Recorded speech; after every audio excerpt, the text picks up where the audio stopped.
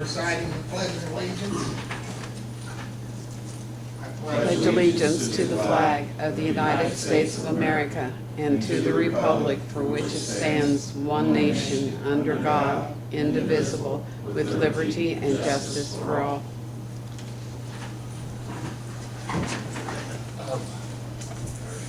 Today is July 21st, 2015, 6 p.m., and this is the regular meeting of the Greensburg Water Board. Have a roll call, Donna. Chuck? Here. Tony? Here. Frank? Here. Iris? Here. Robin? Here. The minutes from June 16th meeting were distributed in your packet. Is there any objections or corrections to the minutes as distributed? Not, they'll be accepted. First order of business is HNTB river intake. Darren? I just figured I'd let you go first. Okay. I don't have a whole lot. I'll give you a couple updates on the project. The notice to proceed, as you remember, was issued on June 22nd. We had a pre-construction meeting with the contractor, Mitchell Stark, on June 25th. And we also had a EA doc training session on July 13th with Rick and Don and also the contractor. That is an electronic program for managing the documents for during construction, shop drawings, requests for information from the contractor, any field transmittals that we issue to them for corrections or clarifications, runs through this program. It's kind of a clearinghouse. What it does is it gives access to everybody at all times. They can see where it is in the process of being reviewed. So it's a kind of a little more transparency. So you don't just send something and then wait 2 weeks and after they can see whether it's been looked at and moved on. So it makes everybody accountable somewhat. So we've started to use that a lot during construction. And it does speed up. Everything's done electronically now, so there's not a lot of copying. So there's a cost associated with it, but the cost is recouped in less copying you have to make and that sort of thing. So, and it does save time. I think we've had contractors submitted seven shop drawings starting on the 13th, and we've already got 5 of them back to them already. So they're moving pretty quickly. So that's the next thing. There has been a couple things the contractors requested coming up. That one of them was the clarifier equipment. The contract has it to be primed and shop and then field coated.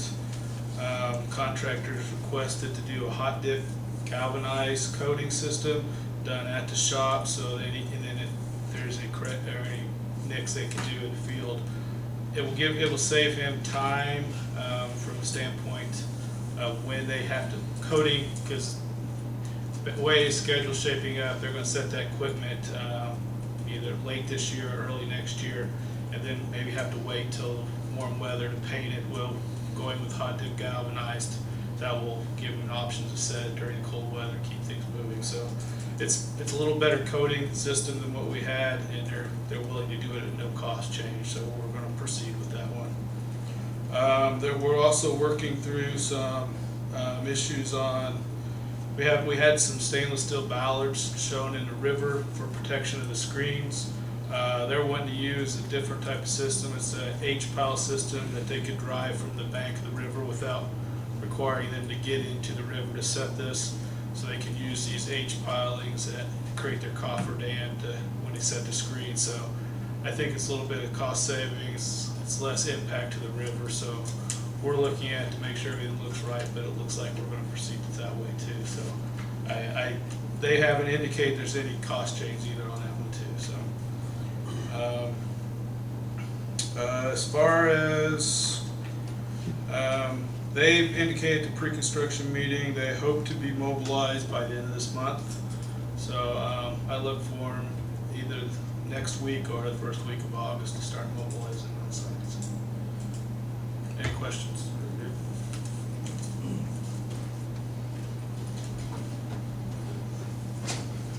Chemical beds, Rick.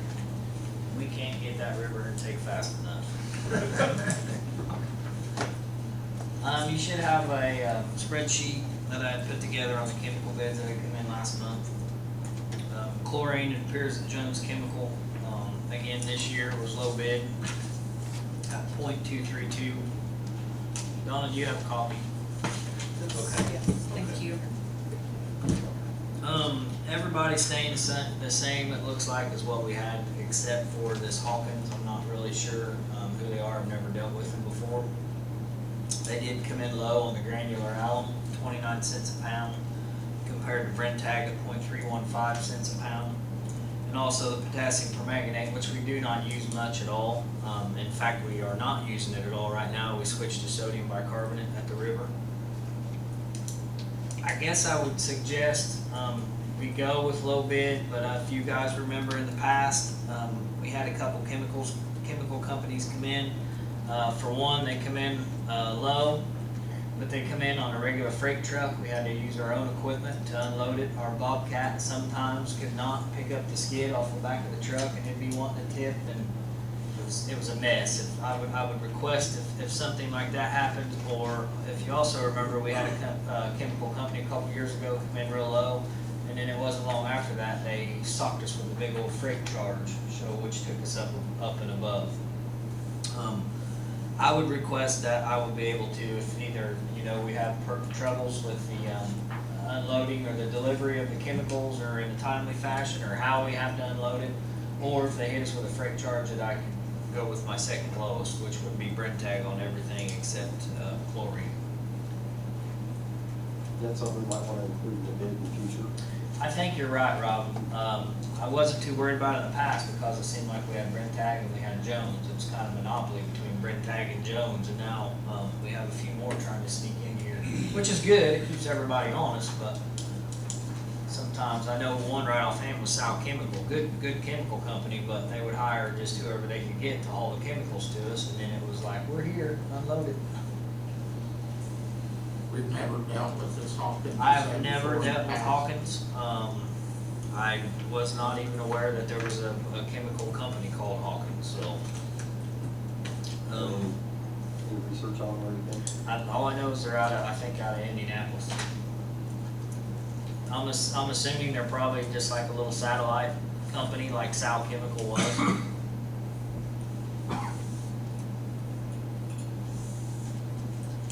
Very good.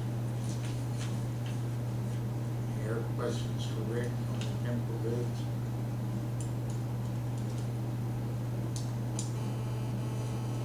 Rick, on that, if we do that low bid, what's the volume that we would see over the life of this agreement, cost-wise? I mean, are we saving $5, $500, $50,000? I've not figured that out. What we use mostly is the liquid alum now. The dry alum is kind of a supplement that we use. We will order a ton. It comes in ton skids. We'll order a ton maybe once every 3 to 4 weeks. Brentag still got that. No, that would be the Hawkins. Oh, They is come that- in, you're looking at .25, looks like .025 cents per pound. Okay. So if you did that times 2,000, I'm not sure, I don't have a calculator. You say a ton every 4 weeks or something? What is that? I'm not sure. $25? $30? $600 for a ton of that. $7,000 a year on that. Difference? No, just on the cost of 29. So it's probably not a whole lot. I think next time we do this, we need to have a little better homework done to. Right.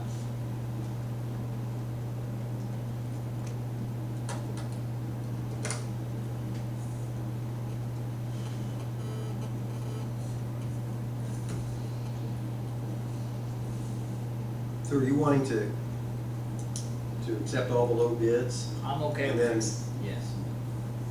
leave open an option for you to somehow, I don't know, can we disqualify a bid in the middle of the year? You know what I'm saying? I mean, What we're talking about is a granular Yeah. alum. I get it every 3 to 4 weeks, so I could even come back to the next board meeting and say, this is the issues we're having. how do you want me to proceed? You have signed a 1-year agreement on this, do you? It's a contract for 1 year, that's what we're requiring to submit to us, so. I'm just concerned if we come into something, if we want to get out of it, can we get out of it? It's a good question. It's easier to get out of it now than it is to get out of it down the road. I mean, if you accept the low bids, then you're pretty much locking yourself into the position of the low bids, unless you have a basis to get out of the contract. And without seeing the contract, I don't know exactly what loopholes you may have within it. I mean, obviously, if there's delivery issues or hidden costs or those sorts of things, that's going to be relatively easy to say, we're getting out of this contract because those things weren't part of the contract. You know, that's not what we thought we were getting into. But what I would say is if you have trepidation and you have a basis for accepting something other than the lowest bid, you're easier and better off to do it now.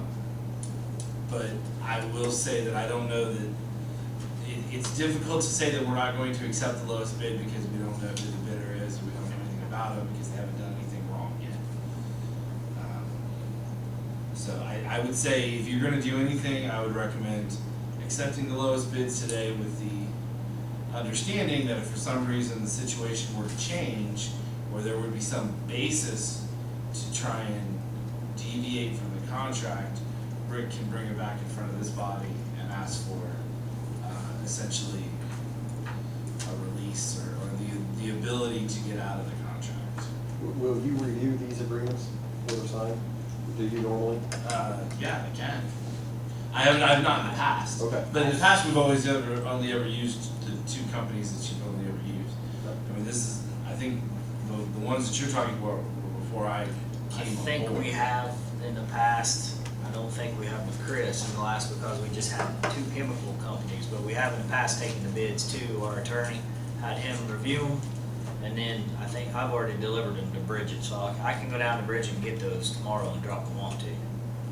I can, yeah, and I'll review and see if there's any problem. If there's any of those, hidden costs or delivery issues that aren't spelled out, then, Yeah. I think we certainly need to avoid that. Otherwise, it doesn't make sense not to accept them. Yeah, I mean, I guess in that light, I would say you could easily make a motion to accept the low bid tonight, contingent upon my review and sign off on the contract. So moved. Sorry. Go ahead. No, my question is, how many chemicals, we've got 5 chemicals here. How many chemical suppliers have you had at the same time in the past? Do you normally have 1 per year and they kind of alternate, or you I'll got tell a you, couple? ours in the past, when I first took over in 2000, we might have had 5 at one time. Just shortly afterwards, it seemed like Brentag was the biggest one that was buying other chemical companies out. And then for the last, I'm guessing probably 5-6 years, we've had 2, Jones and Brentag, that was it. So you typically have 2 at a time. 2. Jones was chlorine, they've always been low on chlorine and they don't bid on anything else, and Brentag had everything else. That's how it was. But just for the record, $50 a skid, cheaper with Hawkins than Brentag. I guess from my perspective, in future, yeah, we're seeing just unit prices, but it would be nice to see what is the poundage, what is the actual cost we're paying per year. That way you can more easily evaluate it, because you might have one thing that's really low, looks like on a Well, per pound basis, but in reality, it's not that. With that being said, next month, I will make a note and I will bring you on what we used for a year on each chemical, because like you said, potassium, we hardly use any.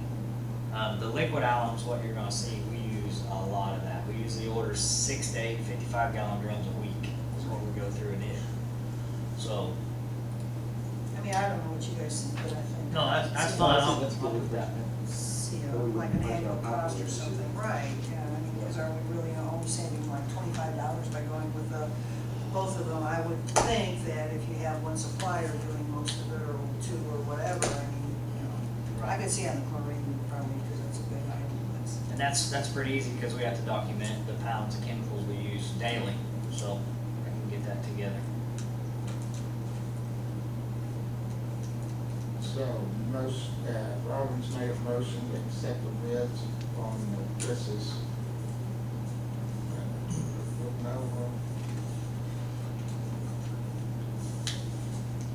Leading contract. Frank seconded. Have a roll call. Donna? Chuck, Yes. Tony, Yes. Frank, Yes. Iris, Yes. Robin. Yes. Very good. Plant 3 compressor. What we have in plant 3, which is our groundwater plant, all of our valves in that plant is air actuated, so we have a tank, an air tank with 2 compressors on it that alternate back and forth. Well, we've had one compressor go down on us, so right now we're running on 1 compressor. It's pretty important. If that other compressor goes down, our groundwater plant shut down, or we're running it manually, which is virtually impossible because we're not there 24 hours a day. I got a quote. It's a Quincy tank with a Quincy air compressors on it, so we had to go through rehab. If you look at the quotes that I got, I had our maintenance guy get us a quote on rebuild kit. The rebuild kit for the pump itself is $1,315, with rehab's technician coming down and doing it for a total price of $3,565. He also got a quote of just the air compressor itself, which came in at $2,450. And if we had rehab come down and install that pump, they was going to charge us $1,065. My recommendation is to go with a new pump itself, and my maintenance man can install it. If you look at the prices, the price of rebuilding and a new pump with them installing it's a wash. I don't understand that, but that's what it is. So. But I would like to do the $2,450 for just a new pump and have my maintenance guy put it on. That's my recommendation. Capable of doing that. No problem. Yes, yeah. Okay. Yeah. I'll make a motion that we go with the rehab for the new pump. I second. Motion's been made, seconded. Donna, roll call. Chuck, Yes. Tony, Yes. Frank, Yes. Iris, Yes. Robin. Yes. Yes, they are. Hey, Rick, I got a question for you. I understand we have this other compressor go down in trouble. I'm assuming that we have a provision where something like this happens, we can make a decision, or we can make a decision for a purchase of something like this Yeah. without board's approval. Yeah, if there's an emergency where you need to replace a piece of equipment, Rick can do that. I already have that covered, Robin, because I probably would have pulled the trigger on that already, but this Wade guy with Rehab that I had spoken to, he can have a pump down to me within 3 hours' time Okay, good. to borrow. So that's why I didn't go ahead and say get the pump on its way. Very good. Very good. Anything else for us, Rick? Yes, sir. I have a big one. Roof? I do. I don't know if you guys are aware. I think I might have got the call after the last water board meeting. We had the sanitary survey. They scheduled the sanitary survey. I had 3 IDM employees in my plant, around my plant, for 2 solid days, which was last Thursday and last Friday. My major deficiency that we need to take care of ASAP was the clear well covers, the concrete clear well covers north of our water plant. There's 2 of them. They're huge between the north building and the plant itself. They seem to think, and I know there is one place for a fact that groundwater, or surface water I should say, could enter the clear well. Keep in mind, it's very minute. It's chlorinated water. It's nothing to be alarmed about, but it is something that we have to take action on quickly. I got a hold of Ellerman, which put our roof on our water plant. He actually made it to the plant this morning. That's why it was not in your packets. And I got him to give me the quote on covering both of them concrete tanks out front, and that consists of 16 mil rubber roofing is what it is. And first they will lay down it's a pliable board is what it is. They mount it to the concrete and then they seal it adhesive to the top of that. I just had 5. I think I give them all out. and I think it was $36,450. So how does that wrap around that? Well, and that's the problem that he's gonna have, because it's crumbling so bad on the edges that he has to figure out something to put around the outside to keep that rubber roof away from the crumbling concrete, because he don't want it to, pierce it, of course. And that's part of the problems that they're having.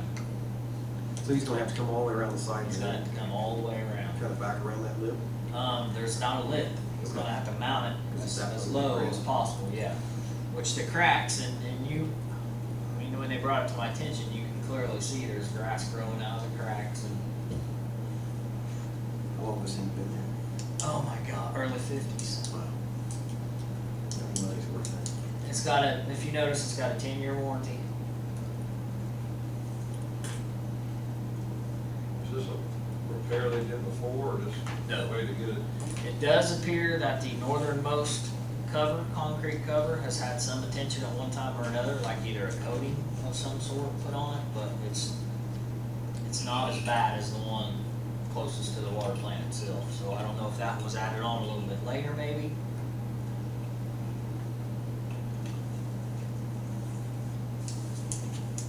Any money, Donna?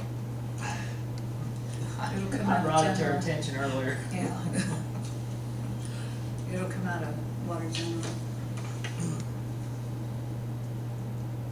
Is this the best fix for that concrete? I mean, is there any concrete you can do? We talked about doing a coating, which isn't gonna last no time. We talked about a rubber roofing, or not a rubber roofing, a black tar roofing, which, I don't know, we just kinda come to the he came to the conclusion, being in the roofing business, that this is probably the best way to fix it and keep all the water out. And I did ask him, I said, we look out there every once in a while and we see kids up there playing. Walking on it's not gonna hurt it. If they get up there with a knife, he said they can cut it, absolutely. Are they gonna make a 10-foot cut? More than likely not. Because it's gonna be sealed down and they can always come and patch it if that is the case, so. You know of any other municipalities that have done this? Use this way of Darren, you? I can't answer that. Is it a 60 mil 60 mil. rubber or is it? It's a rubber. Polypropylene? Oh, it's a rubber. Like, That was my understanding, it was a rubber. most all those, they work fine. The question is where you adhere to. That's the critical thing, is where you have to seal it. The membrane itself won't leak unless you cut, gets cut or something. They're pretty flexible. It's making that connection to the concrete of some sort. And I assume how they're adhering it to the top.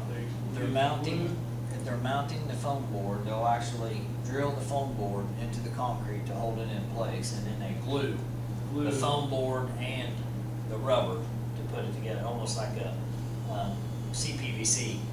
Put the glue on both of them, the internal and external, and slide it together. So they're using poles to mechanically adhere Yes. the underlayment, for lack of a better term, and then they're gluing the rubber membrane to that.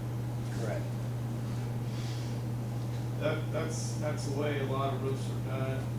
Again, it's that sealing up around the edge where you got concrete crumbling, would be my biggest concern, is if they can get to something that's enough solid concrete to make that.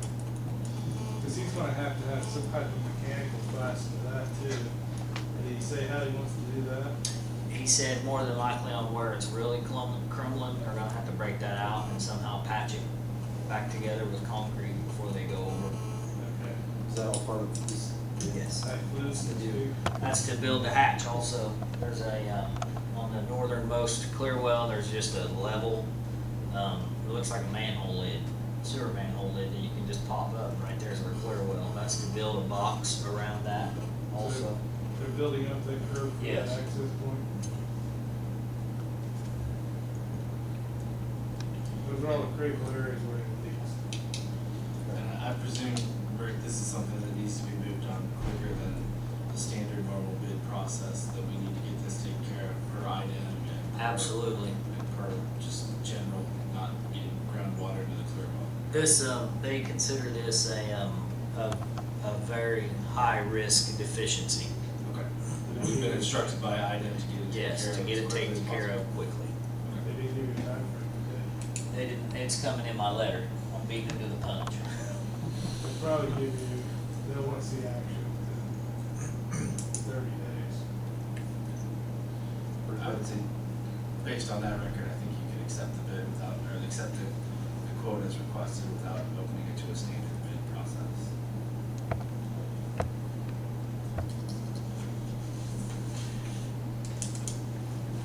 It's not as bad as we had to paint the South Tower last survey. Yeah. So those cracks didn't happen in a year, did they? No. Just say. They were And here you're a year absolutely, ago, right? I will give you a copy of the sanitary survey, next month, once I get it in the mail, and you guys are probably gonna be just as surprised over some of the stuff as me. But it's little stuff that we can take care of quickly. But, and I'll give you one, for instance, the new tower, the new Honda tower. We have the screened overflow flap. If the water comes down, the flap opens, lets the water out and comes back. They could literally put half their pinky around the backside. They want me to take that flap off now and use a duck bill on it. And it has to be screened inside the duck bill because bugs could climb in the backside of the overflow and climb up 180 foot or whatever. It was very, very tedious for 2 solid days. How many tanks are there with flat gates on the train? Every one I've done for 40 years. You better switch to duck bills. I'll get them for you. I need a duck bill. I'll get you a duck bill. Okay. Bolt it right on. All right. I'm not gonna discuss pressures. I'll let Darren figure that out. Okay. Like I said, how many have flat gates? Everyone. Another one was the groundwater plant. We have 4 cells in our groundwater plant, which we treat as one filter. Originally, 2 of the 3 inspectors was telling me that I had to drill and tap each cell, so I had a sampling site for each cell, and I was like, hold on. We treat this, we have a head loss gauge, we have 1 turbidimeter, we treat this as one filter cell. We use 1 cell to backwash, or we use 3 cells to backwash 1, and I'm not gonna hire somebody to come in and core 1 cell, and if it is bad, just replace that cell. All 4 of them's gonna be replaced at the same time, so. And I actually had one of the IDM guys that went to bat for me, and he's like, you're right, you know, so hopefully, we'll see in my letter if it still holds true. This is the same thing they did a year ago, This is the same thing, it's been 2.5 years ago. 2.5 years. Yeah, it just seems like a year ago, but it was 2.5 years ago. But all this stuff didn't develop in 2.5 years. No. So they missed it all the first time. In 3 years from now, we'll have another Different list. surveyors. Different surveys, but they missed it all the No, first time. same, Same guys. yeah, So they got job security. yes. Thank you. Is that what he's going for? Yeah, that's what I was going, they missed it the first time. Any other discussion on this element?